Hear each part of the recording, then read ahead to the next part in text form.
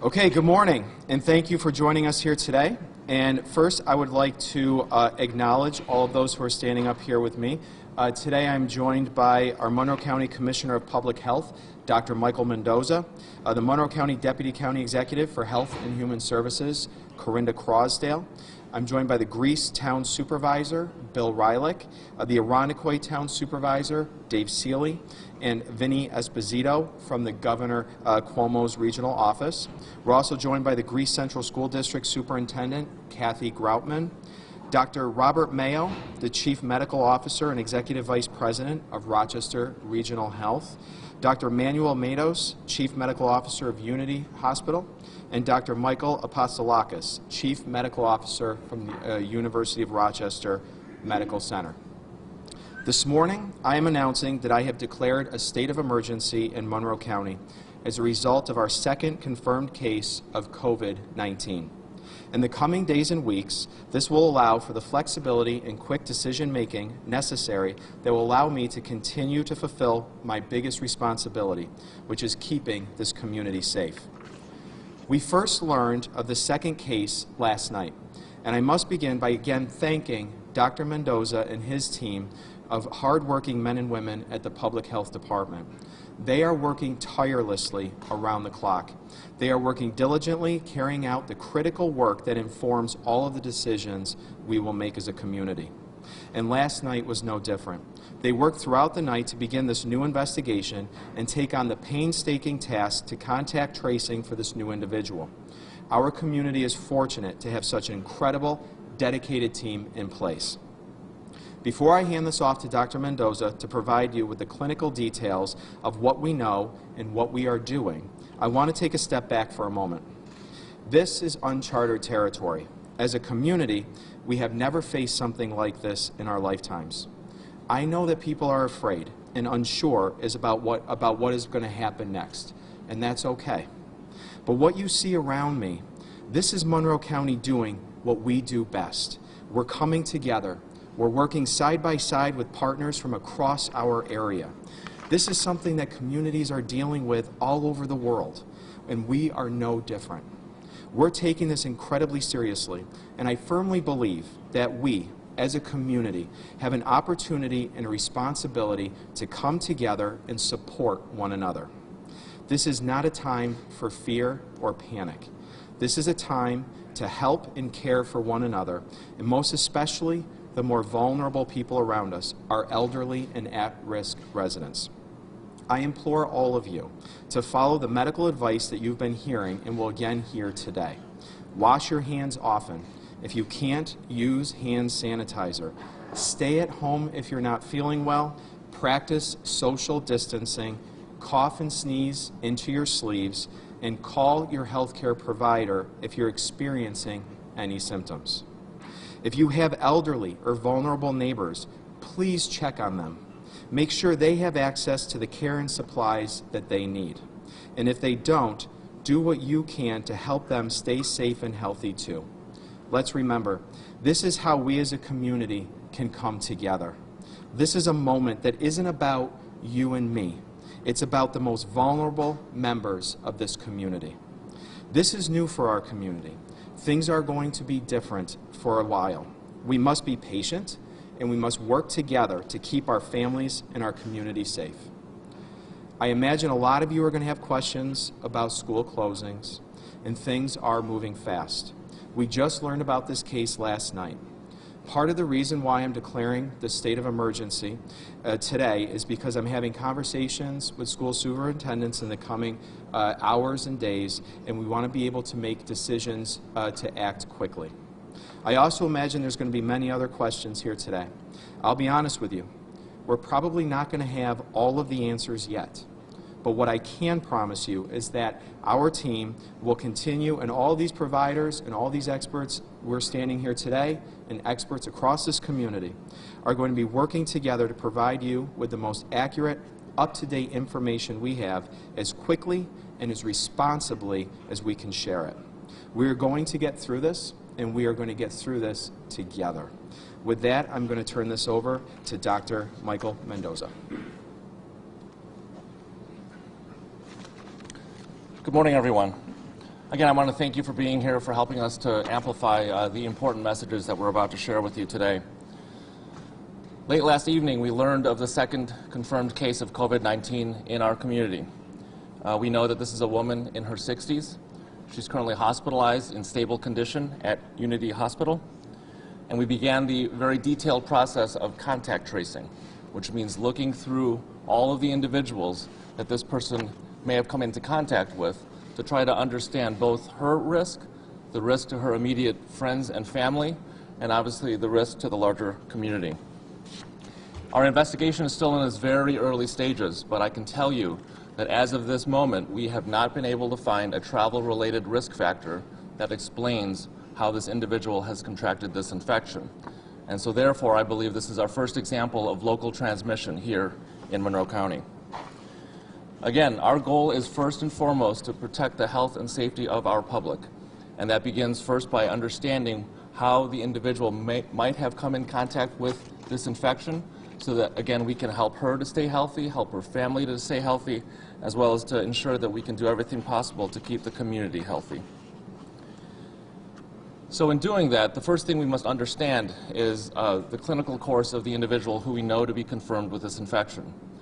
First of all, we believe that she had no contact whatsoever with the individuals under quarantine at SUNY Brockport, so we believe that this is unrelated to that. We also believe that our individual today had no contact with the individual that we talked about a couple of days ago. And so we believe that this is, again, a different and separate case from that. We believe that our individual today became symptomatic on March 4th, which means that we start going forward in time to try to understand all of the individuals that this person may have come into contact with beginning on March 4th and going forward. Again, it's important to note that with this infection, as far as we know, the more symptomatic a person is, the more likely they are to have symptoms. And so going forward from March 4th, we know that this individual went to work at Arcadia Middle School in Greece at 130 Island Cottage Road on March 5th and March 6th. We know that this was relatively early in her course of illness, that she was mildly symptomatic, which is somewhat reassuring, but I thought it would be important for everybody to know that there is this risk factor so that we can inform the public appropriately.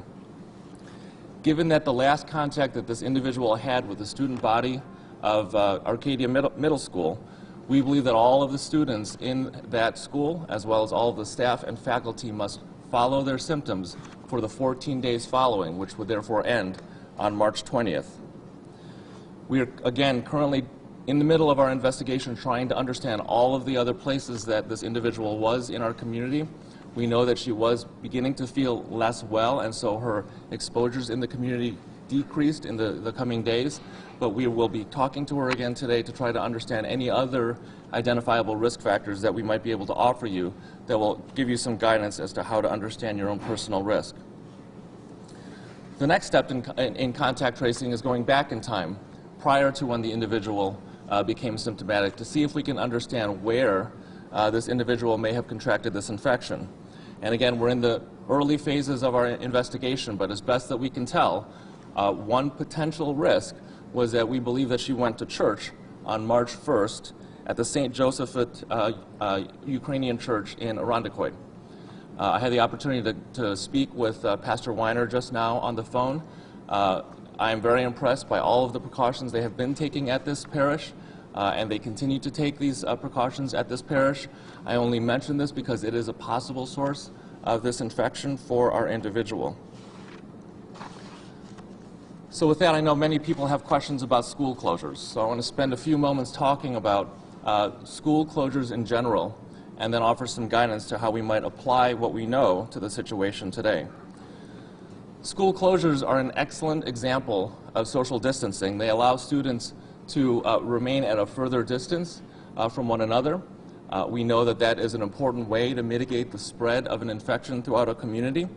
And so when we think about undertaking school closures, there are three factors that we must consider. First, the timing.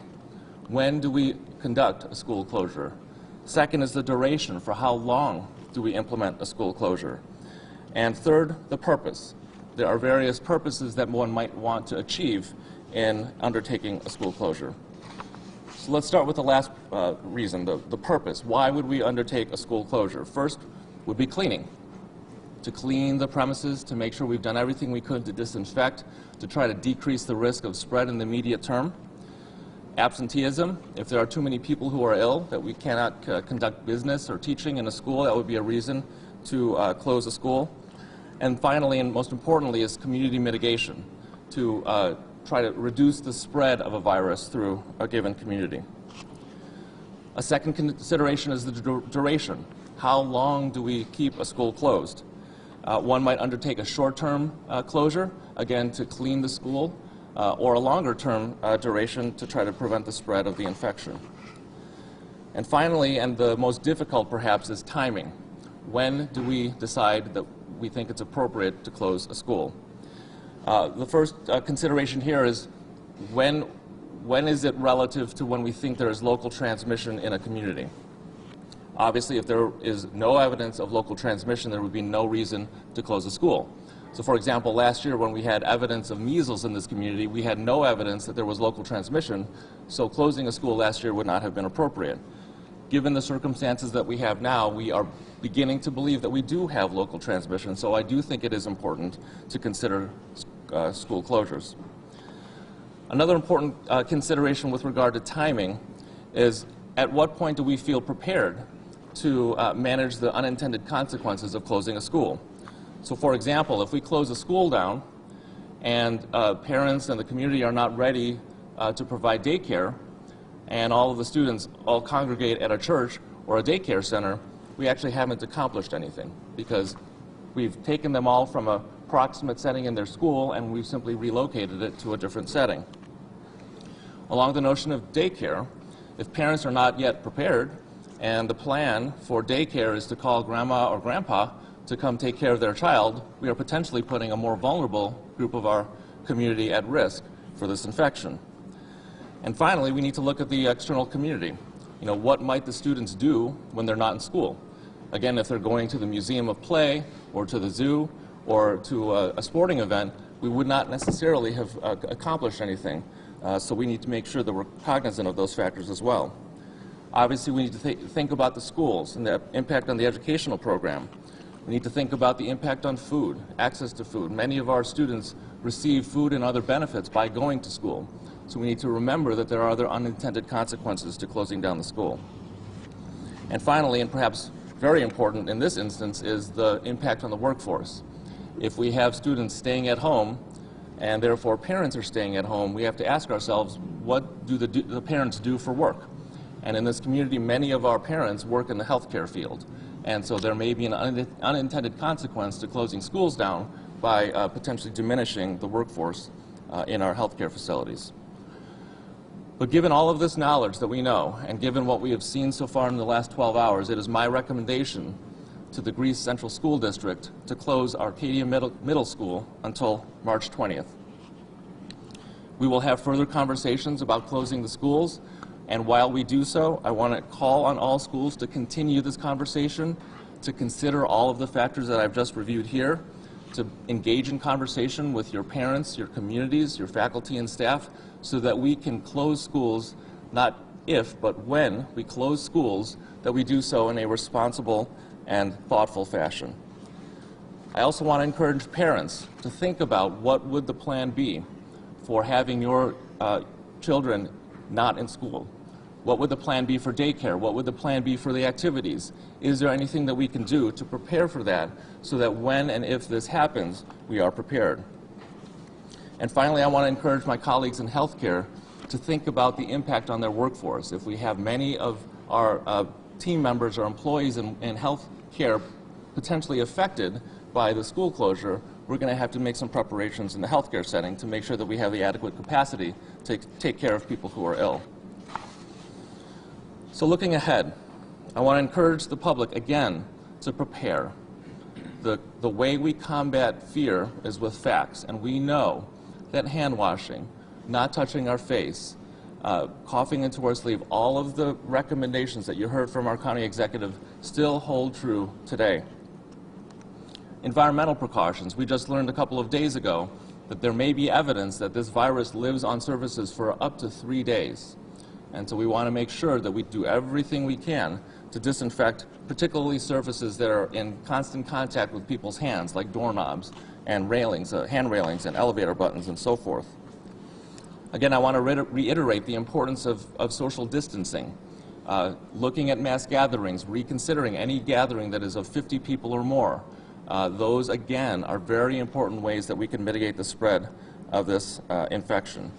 And again, I want to pay special attention to nursing home settings and hospitals, because these represent the most vulnerable people in our community. In conclusion, I want to reiterate what the county executive said. We are entering some very unsettling times. This will be a time that will test us to see if we can adopt new habits in the face of an unending challenge that we face together as a community. I can think of no better group of people in this community to work together, to understand what we do not know, and to learn about what we can do to work together so that we can get through this process in a safe and healthy fashion. With that, I'm going to turn it over to the superintendent of Greece Central School District, Kathy Groutman. Good morning. Due to the state of emergency and the guidance from the Department of Health, Greece Central will be closing all schools moving forward until further notice. I'm asking our families to please follow the recommendations of Dr. Mendoza and the Department of Health. I can't say enough as a superintendent about the support, planning, and collaboration of the Department of Health and our county executive, Adam Bello. I know that our incredible team in Greece is currently working on future communication and further guidance for our families that will be shared later this afternoon. I would echo everything that our executive said and Dr. Mendoza said around working together as a community, and I have no doubt that we'll get through this and we'll continue to support our families the best that we can. Thank you, Kathy. I want to ensure all the residents of the town of Greece that the town is taking all prudent measures to ensure your welfare. We are working together with Dr. Mendoza, the County Health Department, County Executive Adam Bello, as well as the State of New York, and all entities involved to make sure that all that can be done is being done. And I would just ask the residents to be a part of that, in so much as not only when we talk about hand washing and cleanliness for your own personal protection, but also for your neighbors. We can work together as a community to make sure we're in the safest environment possible. So heed the advice of all those in the healthcare professional that you've heard so far. If you have developed some symptoms, contact your own personal physician. Do not go to emergency unless your illness warrants that level of care. Immediately call your doctor. We want to make sure that the hospital, Unity Hospital in the town of Greece, is not inundated with cases when it's not necessary. Again, don't hesitate if you feel that you have some symptoms to contact your doctor. We together as a community can ensure the welfare of our fellow residents. And again, rest assured that the town of Greece is working with all the entities to make sure everything is being done possible to ensure the welfare of our entire population. Good morning. My name is Dr. Robert Mayo. I'm the Chief Medical Officer of Rochester Regional Health. As you've heard, the first case of community-spread COVID-19 was identified last night at Unity Hospital. The patient has received appropriate medical care and is stable at this time. The hospital leadership came together immediately last night to assess the situation and to begin the process of identifying potentially exposed employees and staff. We worked late into the evening contacting these individuals and providing them with the instructions which they need to be compliant with the CDC recommendations for healthcare personnel exposures while at work. I'm very pleased with the competent and capable work of the physicians and clinicians at Unity Hospital and know that our ongoing partnership and leadership management is making a positive difference. I'd like to thank Dr. Mendoza as the Commissioner of Health and Executive Adam Bello for our close partnership, and we are committed to continue to work closely together day by day to ensure that the best care is provided for our community. Thank you.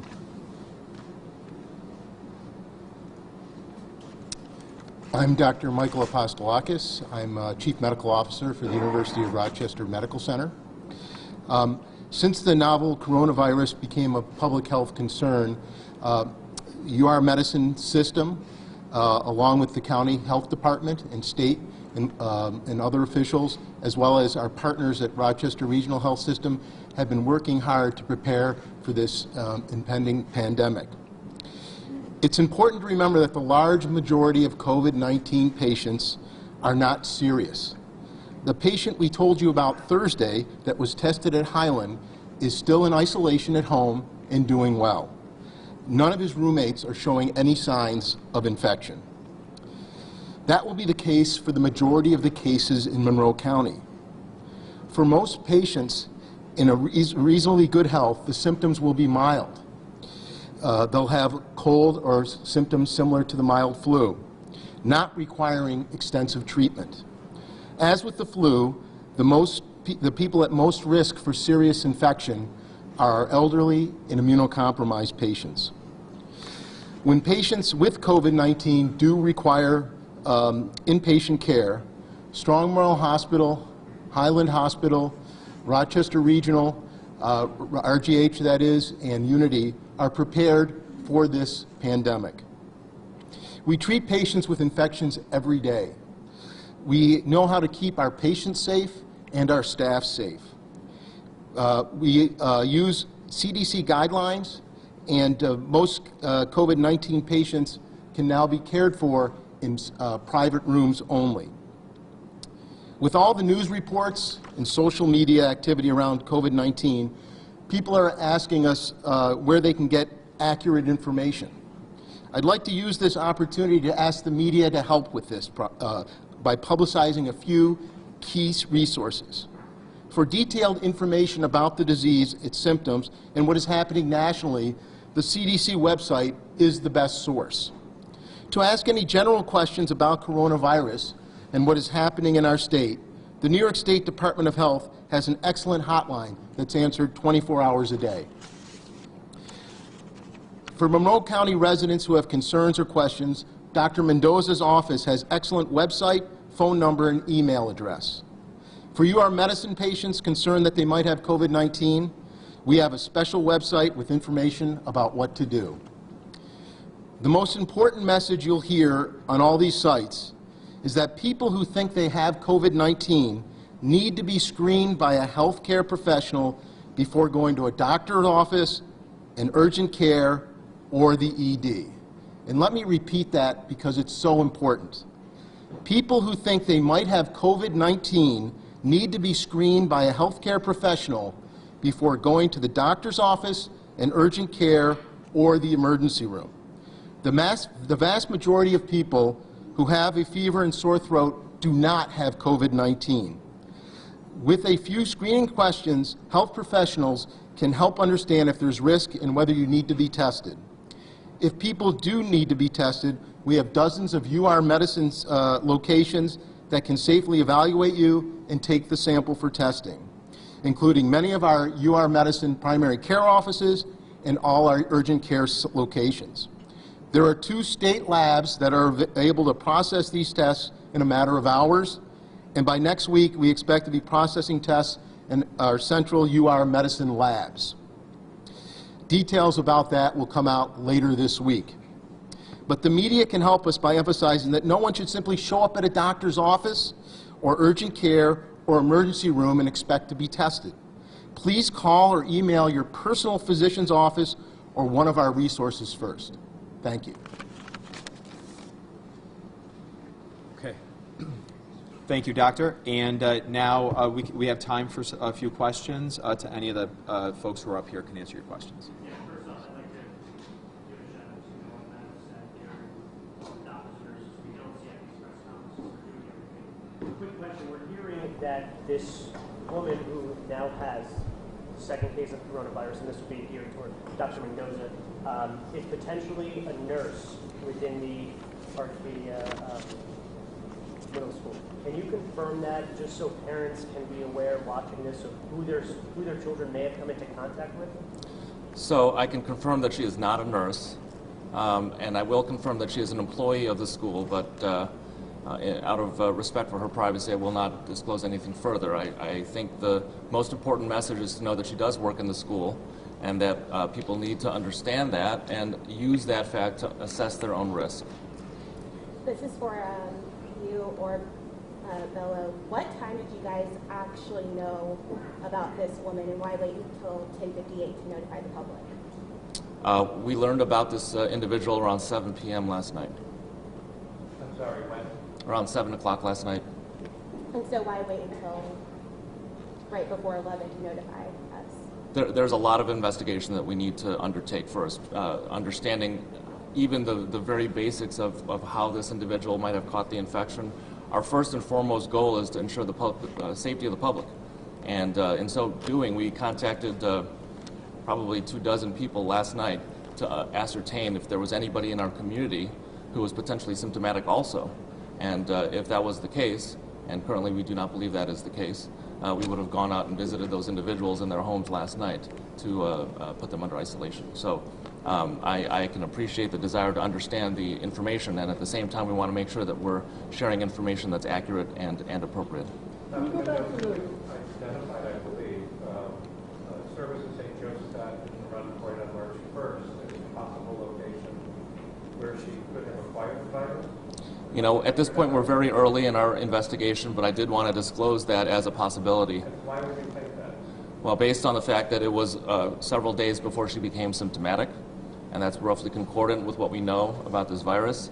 And in speaking to the individual, we were not able to identify any other large gatherings where we think that it could have been likely. Have you acquired any knowledge that anybody else at St. Joseph's might be showing symptoms? We have not gotten that far in our investigation. Dr. Mendoza, just want to be clear, are students and staff at the middle school or throughout the district going to be in self-quarantine? At this point, I'm advising that all of the students, faculty and staff, and we'll be in touch with the school's superintendent and the staff at the school in more detail later on today to provide more specific guidance. But at this point, what I'm ready to recommend is that anybody who was in those schools, in the Arcadia Middle School in particular, on those 2 days needs to understand that they may have been in contact with somebody who was at that time contagious. Was this person involved in any of the food services or any of the students' meals prep? I'm saying that this person was very involved with the school student body, and so I think it's, I want to protect the privacy of this individual. So you can't confirm whether it's school prep or not, food prep or not? I would say that this person was in touch with many of the students at the school. Can you go back to the timeline that she attends the service on March 1st, when she realizes that the symptoms may be more than just a cold or flu, for people who want to maybe monitoring their own symptoms and looking at their own calendars? So March 4th is when this individual reported that she was more symptomatic. As you all know, when you have a cold, sometimes we don't realize it until a couple days in. You might notice, sniffles or a little tickle in the throat, but typically fever or more significant symptoms are what might cue most people to the fact that this might be something more. And so that's the part that we're still trying to understand with this individual, but by her account, March 4th was when she felt more sick. And when did she present herself to any kind of health care provider? I think it was 2 days later than that.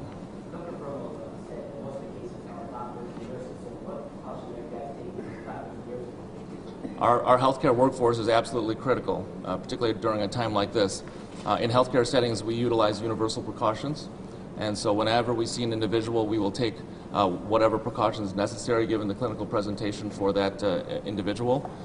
In this case, we want to take additional precautions, which is why it's so important for us to have a heads up as to when somebody with concern for COVID-19 might be coming into our facility, which is why it's so important for people to call ahead.